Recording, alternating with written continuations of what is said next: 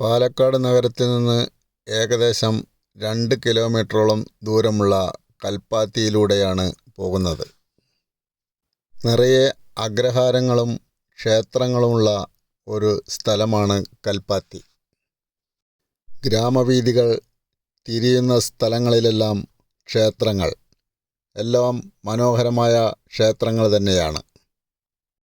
ക്ഷേത്രങ്ങളുടെ ഇരുവശങ്ങളിലും ചെറിയ പാതകളുണ്ട്. ഈ പാതകൾ വീണ്ടും അഗ്രഹാരത്തിൽ തന്നെ എത്തിച്ചേരുന്നു. വർഷങ്ങൾക്ക് മുമ്പ് തമിഴ്നാട്ടിൽ നിന്നും കുടിയേറിയ തമിഴ് ബ്രാഹ്മണരാണ് ഇവിടെ അധിവസിക്കുന്നത്. പൈതൃകമായ ഒരു അഗ്രഹാര ഗ്രാമമാണ് കൽപ്പാത്തി. ഭാരതപ്പുഴയിൽ എത്തിച്ചേരുന്ന പ്രധാന നദിയായ കൽപ്പാത്തി പുഴയുടെ തെക്ക് വശത്താണ് ഈ അഗ്രഹാര ഗ്രാമം. ഒട്ടനവധി ക്ഷേത്രങ്ങളുണ്ടെങ്കിലും പ്രധാന ക്ഷേത്രം വിശാലാക്ഷി സമേതം വിശ്വനാഥസ്വാമി ക്ഷേത്രമാണ്. ആ ക്ഷേത്രത്തോടനുബന്ധിച്ചുള്ള ഉത്സവമാണ് രഥോത്സവം, പ്രസിദ്ധമായ കൽപ്പാത്തി രഥോത്സവം.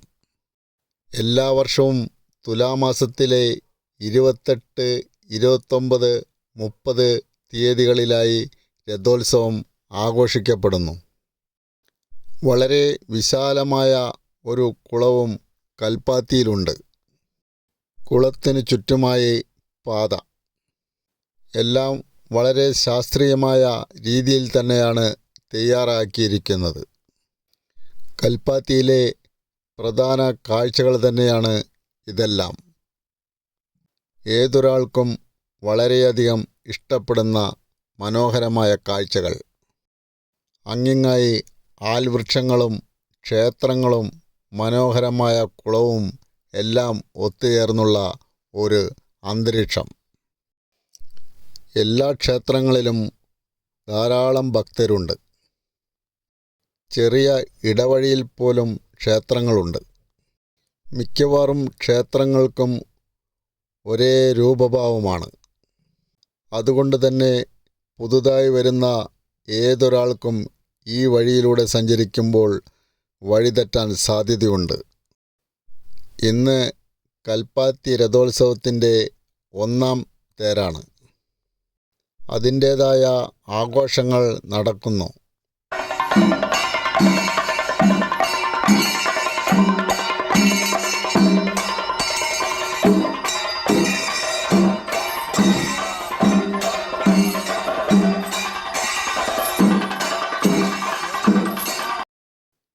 ഇടവഴികളിൽ എല്ലാം തന്നെ വാഹനങ്ങൾ പാർക്ക് ചെയ്തിരിക്കുന്നു. വീതിയുടെ ഓരങ്ങളിൽ കച്ചവടക്കാർ ധാരാളമുണ്ട്. വീടുകളുടെ മുൻവശത്ത് കോലങ്ങൾ വരച്ചിരിക്കുന്നു. ധാരാളം മര ഉരുപ്പടികൾ കൊണ്ട് നിർമ്മിച്ച വീടുകളാണ് അധികവും. അതുകൊണ്ട് തന്നെ വീടുകളുടെ അകത്തളങ്ങളിൽ തണുത്ത അന്തരീക്ഷമായിരിക്കും. പ്രധാന വീഥികളിലൂടെയാണ് തേര് വലിക്കുന്നത്. വലിയ ഭീമാകാരമായ തേരുകളാണ്. തേരുകളെല്ലാം തന്നെ വളരെ മനോഹരമായി അലങ്കരിച്ചിരിക്കുന്നു. മരം കൊണ്ടുള്ള കൊത്തുപണികളും മറ്റും ചെയ്ത് വളരെ മനോഹരമായ തേരുകൾ. പ്രധാന വീഥികളിലെല്ലാം തന്നെ ഭക്തർ വന്നുകൊണ്ടിരിക്കുകയാണ്. വൈകിട്ടാണ് രഥം വലിക്കുന്നത്. അന്നേരം ഇവിടമെല്ലാം ജനനിബിഡമായിരിക്കും. രാവിലെയെല്ലാം ക്ഷേത്ര ചടങ്ങുകളായിരിക്കും. ചെറിയ ചെറിയ എഴുന്നള്ളിപ്പുകളും പൂജാകാര്യങ്ങളും മറ്റുമായിരിക്കും രാവിലെ നടക്കുന്നത്. വീടുകളുടെ മുൻവശങ്ങളിലെല്ലാം താൽക്കാലിക കച്ചവട സ്ഥാപനങ്ങൾ നിറഞ്ഞിരിക്കുന്നു. എവിടെ നോക്കിയാലും തേരുകളുടെ കാഴ്ചയാണ് കാണാൻ കഴിയുക. പലയിടത്തും അലങ്കരിച്ച തേരുകളുടെ മനോഹരമായ കാഴ്ച. രാവിലെ ആയതുകൊണ്ടാവാം തെരുവുകളിൽ വലിയ തിരക്കൊന്നുമില്ല. ഭക്തരുടെ തിരക്ക് വൈകുന്നേരത്താണ്.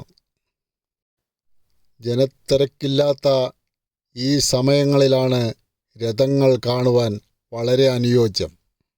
രഥം വലിക്കുന്ന സമയങ്ങളിൽ ഇവിടമെല്ലാം വമ്പൻ തിരക്കായിരിക്കും. രഥങ്ങളുടെ രൂപഭംഗി കാണുവാൻ ഏറ്റവും അനുയോജ്യവും രാവിലെ തന്നെ. രഥപ്രയാണത്തിന് തയ്യാറാക്കി വച്ചിട്ടുള്ള മനോഹരമായ തേരുകളാണ് ഇവിടമെല്ലാം.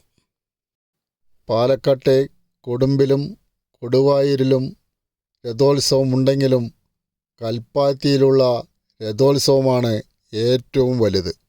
പുറം നാടുകളിൽ നിന്നും മറ്റും എത്തുന്ന ഭക്തർ ധാരാളം വന്നു ചേരുന്നതും കൽപ്പാത്തിയിൽ തന്നെ. കൊടുവായൂരിലും അഗ്രഹാര ഗ്രാമങ്ങളുണ്ട്.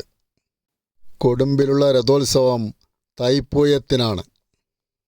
രഥത്തിലെല്ലാം ഭഗവാന്മാരുടെ രൂപങ്ങൾ കൊത്തിവെച്ചിരിക്കുന്നത് മനോഹരമായ കാഴ്ച. വളരെ കനമുള്ള കയറുകൊണ്ടാണ് രഥം വലിക്കുക. ധാരാളം ഭക്തർ ചേർന്നാണ് രഥങ്ങൾ വലിക്കുന്നത്. വാദ്യമേളങ്ങളുടെ അകമ്പടികളോടുകൂടിയാണ് രഥം വലിക്കുക. പുറം നാടുകളിൽ പോയിട്ടുള്ള തമിഴ് ബ്രാഹ്മണർ മിക്കവരും രഥോത്സവ സമയങ്ങളിൽ ഇവിടങ്ങളിലെത്തുന്നു. രഥോത്സവത്തിൽ പങ്കെടുക്കുകയും രഥം വലിക്കുകയും ചെയ്യുന്നു. അവരെ സംബന്ധിച്ചോളം വലിയൊരു വിശ്വാസമാണ് രഥം വലിക്കുക എന്നുള്ളത്. ഈശ്വരഭക്തിയിൽ ആറാടുന്ന സമയങ്ങളായിരിക്കും രഥം വലിക്കുന്ന സമയങ്ങളിൽ. രഥങ്ങളുടെ കയറുകളിൽ ഒന്ന് തൊടാൻ പോലും അവർ മത്സരിക്കുന്നു. അത്രമാത്രം തിരക്കായിരിക്കും രഥം വലിക്കുന്ന സമയങ്ങളിൽ. ഭക്തരെ സംബന്ധിച്ചോളം ഭഗവാന് വേണ്ടി രഥം വലിക്കുക എന്നുള്ളത് ഒരു ആത്മസംതൃപ്തി നൽകുന്ന കാര്യമാണ്. അതാണ് ഇവിടുത്തെ വിശ്വാസവും. കൽപ്പാത്തി അഗ്രഹാര ഗ്രാമങ്ങളിലെ തെരുവുകളിലൂടെ നടക്കുന്നത് തന്നെ ഒരു അനുഭൂതി തന്നെയാണ്. വളരെയധികം വൃത്തിയുള്ള മനോഹരമായ തെരുവുകളാണ് ഇവിടമെല്ലാം. പ്രധാന ക്ഷേത്രമായ കൽപ്പാത്തി വിശാലാക്ഷി സമേതം വിശ്വനാഥ സ്വാമി ക്ഷേത്രത്തിൻ്റെ പരിസരമാണ് ഇവിടം. ക്ഷേത്രത്തിന് മുൻവശത്ത് കിഴക്ക് ഭാഗത്തായി സ്ഥിതി ചെയ്യുന്നതാണ് പ്രധാന അഗ്രഹാരം. ഇതാണ് കൽപ്പാത്തിയിലെ പ്രധാന വീഥി. നേർരേഖയിലായി അത് പണിതിരിക്കുന്നു.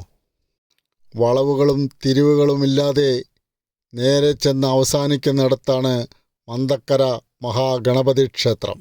രഥോത്സവത്തിലെ പ്രധാന തേരുകളിൽ ഒന്ന് മന്തക്കര മഹാഗണപതി ക്ഷേത്രത്തിൽ നിന്നാണ് വരിക. മഹാലക്ഷ്മിയും മഹാവിഷ്ണുവും ചേർന്നുള്ള ലക്ഷ്മീനാരായണ പെരുമാൾ ക്ഷേത്രവും ചാത്തപുരം പ്രസന്ന ഗണപതി ക്ഷേത്രവും ഈ രഥോത്സവത്തിലെ പ്രധാന ക്ഷേത്രങ്ങളാണ്. ഉത്സവ ചടങ്ങുകൾ 10 ദിവസമാണ്. അതിൽ അവസാനത്തെ 3 ദിവസമാണ് രഥോത്സവമായി ആഘോഷിക്കുന്നത്. തേരിനോടനുബന്ധിച്ച് ഇവിടെ ധാരാളം കച്ചവടങ്ങളും നടക്കുന്നു. പുരാതന കാലം മുതൽക്ക് തന്നെ കേരളത്തിൽ നിന്ന് പുറത്ത് പല ഭാഗങ്ങളിൽ നിന്നുള്ള കച്ചവടക്കാർ തേരിനോടനുബന്ധിച്ച് ഇവിടമെത്തി കച്ചവടം നടത്തുന്നു. രഥോത്സവം കഴിഞ്ഞാലും കുറച്ച് ദിവസങ്ങൾ കൂടി കച്ചവട സ്ഥാപനങ്ങൾ ഇവിടെമെല്ലാം ഉണ്ടാകും. 1-ാം തേരിലെ കാഴ്ചകളൊന്നും ഇവിടം കൊണ്ട് അവസാനിക്കുന്നില്ല. ഇനിയും ധാരാളം കാഴ്ചകൾ നമ്മൾക്ക് കൽപ്പാത്തിയിൽ കാണാം.